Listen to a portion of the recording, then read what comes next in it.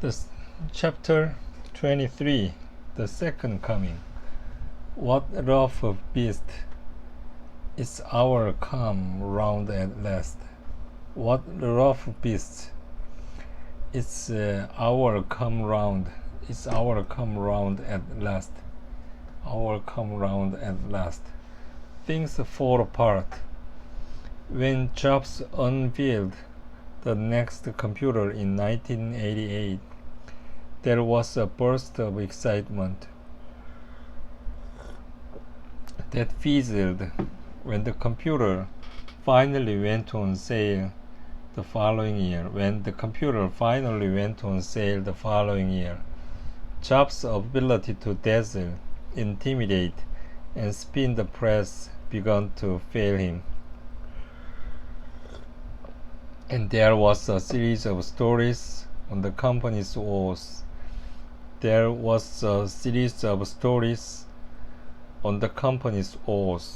Next is incompatible with other computers at a time when the industry is moving toward interchangeable systems. Bart Ziegler of Associated Press reported, because relatively little software exists to run on Next, it has a hard time attracting customers. Jobs' ability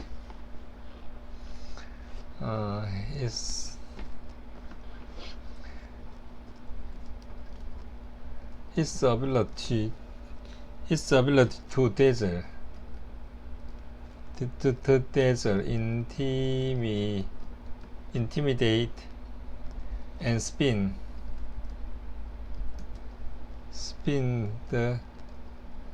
the press began to fail.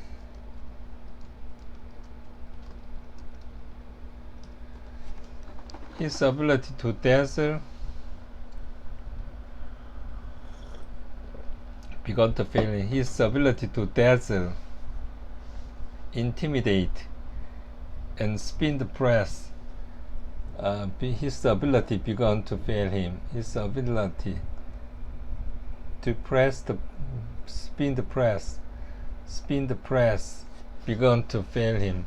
His Jobs' ability to dazzle, intimidate, dazzle the audience with his speech, dazzle, intimidate, and spin the press began to fail him. The Jobs' ability to dazzle, intimidate, and spin the press began to fail him. Next tried to reposition itself as the leader in a new category, personal workstations. For people who wanted the power of a workstation, and the friendliness of a personal computer.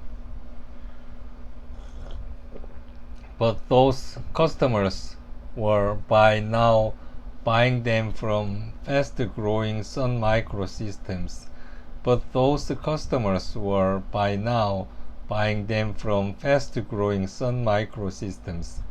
Revenues for Next is 1990 were $28 million.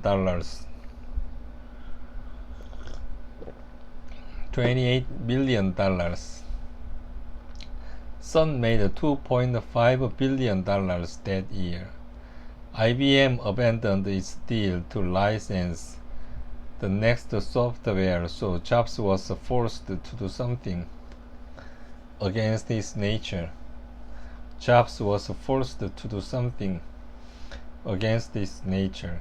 Despite his ingrained belief that hardware and software should be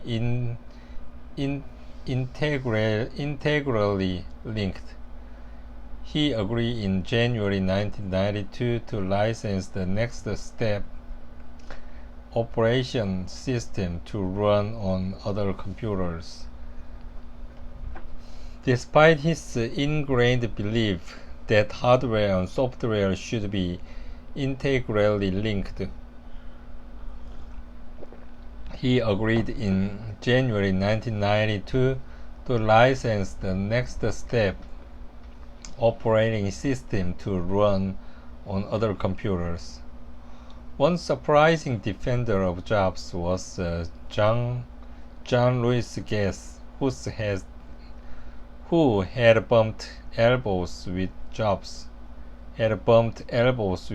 when he replaced him at Apple and subsequently been ousted himself.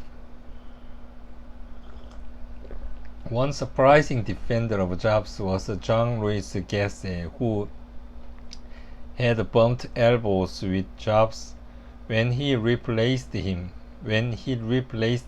at Apple and subsequently been ousted himself. He wrote an article extolling the creative of Next products.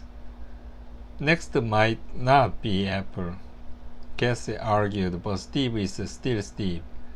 A few days later, his wife answered a knock on the door and went running upstairs to tell him that Jobs was standing there. A few days later, his wife answered a knock on the door and went running upstairs to tell him that Jobs was standing there. He thanked Gates for the article and invited him to an event where Intel's Andy Grove would join Jobs in announcing the Next Step would be ported to the IBM Intel platform. I sat next to Steve's father, Paul Jobs, a movingly dignified individual, Gates recorded. He raised a difficult son, but he was proud and happy to see him outstage with Andy Grove. Our surprising defender of Jobs was John Louis Gates, who had bumped elbows with Jobs when he replaced him at Apple and subsequently been ousted himself.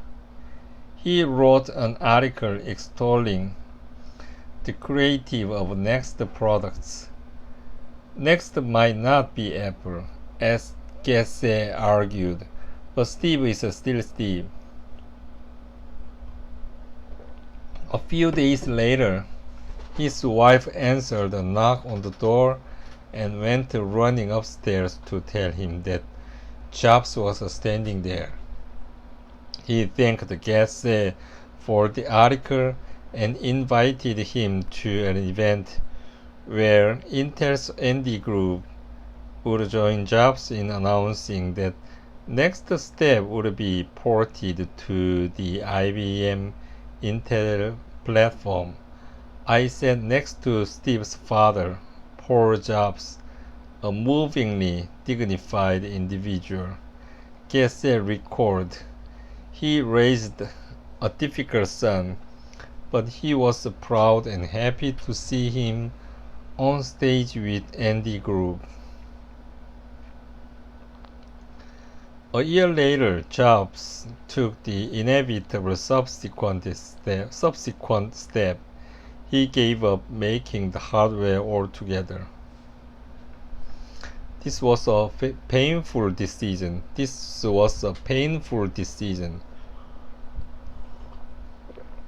Just as it had been when he gave up making hardware at Pixar. He cared about all aspects of his products, but the hardware was a particular passion. He was energized by great design, obsessed over manufacturing details, and would spend hours watching his robots make his perfect machines. But now he had to lay off more than half his workforce, sell his beloved factory to Canon, which auctioned off the fancy furniture, and satisfied himself with a company that tried to license an operating system to manufacturers of uninspired machines. Satisfy himself with a company that tried to license an operating system to manufacturers of uninspired machines, and satisfy himself with a company that tried to license an operating system to manufacturers of uninspired machines. Satisfy himself with a company that tried to license an operating system to manufacturers of uninspired machines. A year later, Jobs took the inevitable subsequent step. He gave up making the hardware altogether. This was a painful decision, just as it had been when he gave up making hardware. Just as it had been when he gave up making hardware at Pixar. He cared about all aspects of his products, but the hardware was a particular passion. He was energized by great design, obsessed over manufacturing details, and would spend hours watching his robots make his perfect machines. But now he had to lay off more than half his workforce, sell his beloved factory to Canon, and satisfy himself with a company that tried to license an operating system to manufacturers and uninspired machines.